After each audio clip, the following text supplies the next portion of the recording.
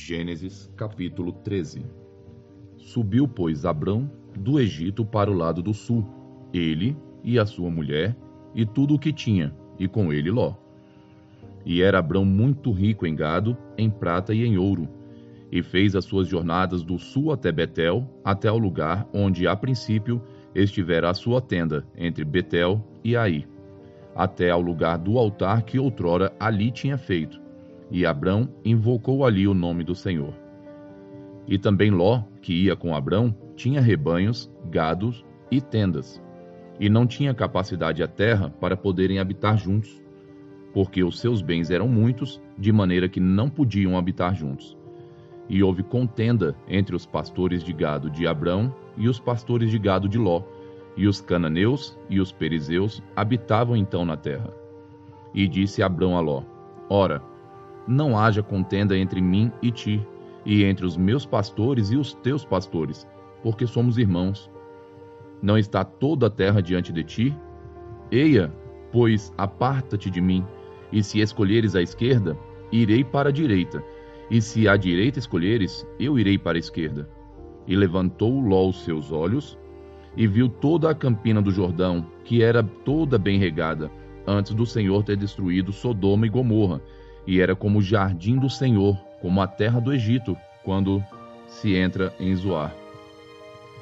Então Ló escolheu para si toda a campina do Jordão, e partiu Ló para o oriente, e apartaram-se um do outro. Habitou Abrão na terra de Canaã, e Ló habitou nas cidades da campina, e armou as suas tendas até Sodoma. Ora, eram maus os homens de Sodoma, e grandes pecadores contra o Senhor. E disse o Senhor a Abrão, depois que Ló se apartou dele: Levanta agora os teus olhos, e olha desde o lugar onde estás para o lado do norte, e do sul, e do oriente, e do ocidente, porque toda esta terra que vês, te hei de dar a ti, e à tua descendência para sempre. E farei a tua descendência como o pó da terra, de maneira que, se alguém puder contar o pó da terra, também a tua descendência será contada. Levanta-te, percorre essa terra no seu comprimento e na sua largura, porque a ti te darei. E Abrão mudou as suas tendas, e foi e habitou nos carvalhais de Manre, que estão junto a Hebrom, e edificou ali um altar ao Senhor. Gênesis capítulo 14.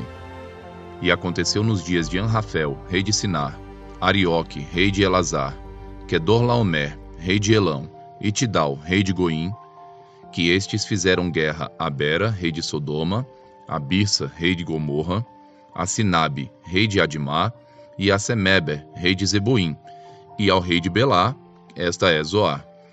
Todos estes se juntaram no vale de Sidim, que é o mar salgado.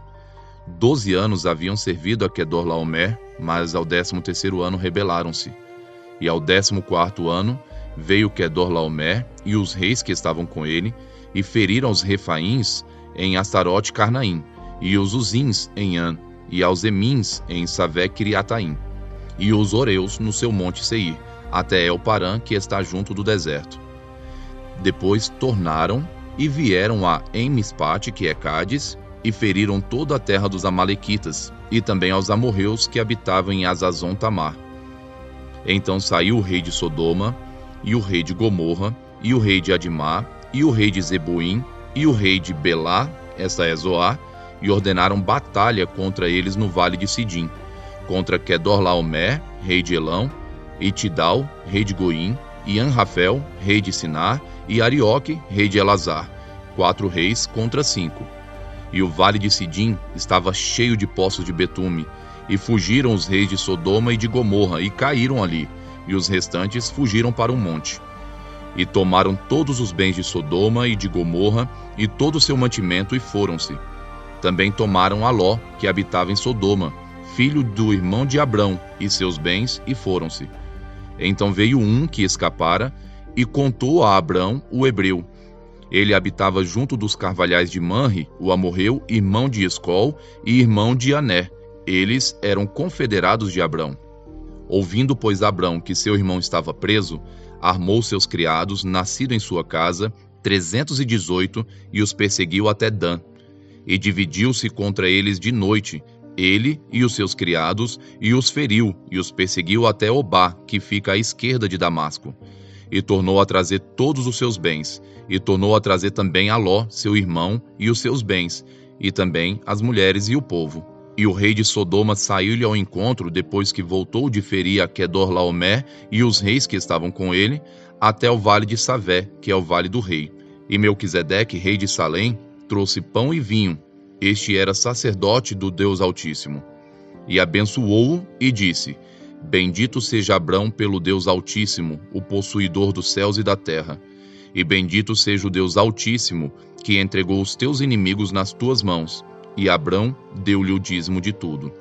E o rei de Sodoma disse a Abrão: Dá-me as minhas pessoas, e os bens toma para ti. Abrão, porém, disse ao rei de Sodoma: Levantei minha mão ao Senhor, o Deus Altíssimo, o possuidor dos céus e da terra, jurando que desde um fio até a correia de um sapato, não tomarei coisa alguma de tudo o que é teu, para que não digas: eu enriqueci Abrão. Salvo tão somente o que os jovens comeram, e a parte que toca aos homens que comigo foram, Aner, Escol e Manre, estes que tomem a sua parte. Salmos 7. Senhor meu Deus, em ti me refugio. Salva-me de todos os que me perseguem e livra-me, para que ninguém como leão me arrebate, despedaçando-me, não havendo quem me livre.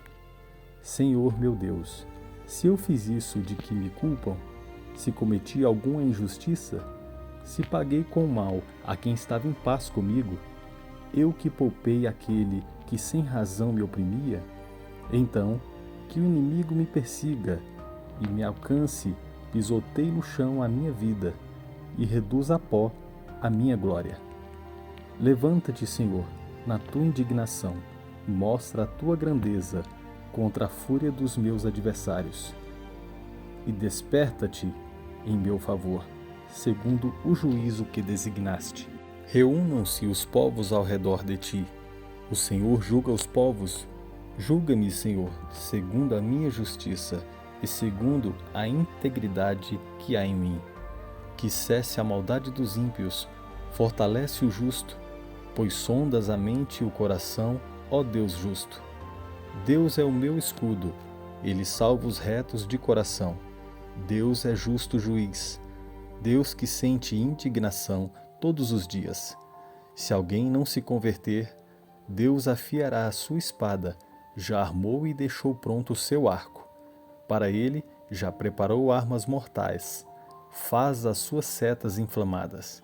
Eis que o ímpio está com dores de iniquidade, concebeu a maldade e dá à luz a mentira. Abre e aprofunda uma cova e cai nesse mesmo poço que faz. A sua maldade recai sobre a cabeça e sobre o próprio crânio, desce a sua violência. Eu, porém, louvarei ao Senhor segundo a sua justiça e cantarei louvores ao nome do Senhor Altíssimo. Lucas, capítulo 8, dos versos 26 a 56. Então rumaram para a terra dos Gesarenos, que fica de frente para a Galileia. Logo que Jesus desembarcou, veio da cidade ao seu encontro um homem possuído de demônios, que havia muito não se vestia, nem habitava em casa alguma, porque vivia nos túmulos. Quando ele viu Jesus, prostrou-se diante dele, dizendo com voz forte: O que você quer comigo, Jesus, filho do Deus Altíssimo?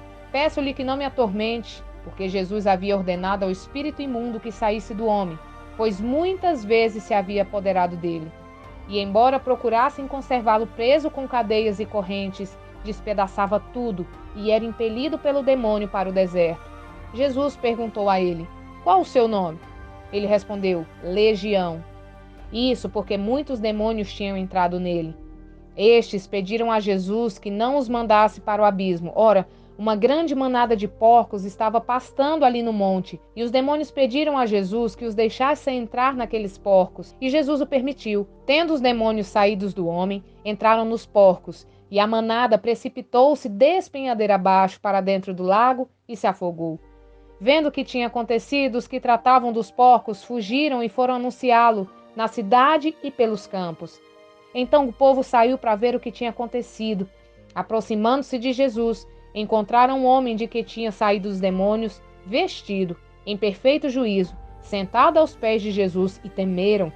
E algumas pessoas que tinham presenciado os fatos contaram-lhes também como o endemoniado tinha sido salvo. Todo o povo da terra dos Gesarenos pediu a Jesus que se retirasse, pois ficaram com muito medo. E Jesus, entrando de novo no barco, voltou. O homem de quem tinha saído os demônios lhe pediu que o deixasse estar com ele. Jesus, porém, o despediu, dizendo: volte para sua casa e conte tudo o que Deus fez por você. Então ele foi, proclamando por toda a cidade o que Jesus lhe tinha feito. Quando Jesus voltou, a multidão o recebeu com alegria, porque todos o estavam esperando. Eis que veio um homem chamado Jairo, que era chefe da sinagoga, e prostrando-se aos pés de Jesus, suplicou-lhe que fosse até a sua casa, pois tinha uma filha única, de uns 12 anos, que estava morrendo. Quando Jesus caminhava, as multidões o apertavam. Certa mulher que havia 12 anos vinha sofrendo de uma hemorragia, que havia gastado todos os seus bens com os médicos, sem que ninguém a pudesse curar. Veio por trás de Jesus e tocou na borda da capa dele, e logo a hemorragia dela estancou. Mas Jesus perguntou: quem me tocou? Como todos negassem, Pedro disse: mestre, é a multidão que o rodeia e aperta. Mas Jesus insistiu: alguém me tocou, porque senti que de mim saiu o poder. A mulher, vendo que não podia passar despercebida, aproximou-se trêmula e, prostrando-se diante de Jesus, declarou, à vista de todo o povo, o motivo por que havia tocado nele e como imediatamente tinha sido curada. Então Jesus lhe disse: filha, a sua fé salvou você. Vá em paz. Enquanto Jesus ainda falava, veio uma pessoa da casa do chefe da sinagoga dizendo: a sua filha já morreu, não incomode mais o mestre. Mas Jesus, ouvindo isso, lhe disse: não tenha medo, apenas creia, e ela será salva. Tendo chegado à casa, Jesus não permitiu que ninguém entrasse com ele, a não ser Pedro, João e Tiago, além do pai e da mãe da menina. E todos choravam e pranteavam, mas Jesus disse: não chorem, ela não está morta, mas dorme. E riam-se dele, porque sabiam que ela estava morta. Mas Jesus, tomando-a pela mão, disse em voz alta: menina, levante-se. Voltou-lhe o espírito. Ela imediatamente se levantou e Jesus mandou que lhe dessem de comer. Seus pais ficaram maravilhados, mas ele lhes advertiu que a ninguém contassem o que havia acontecido.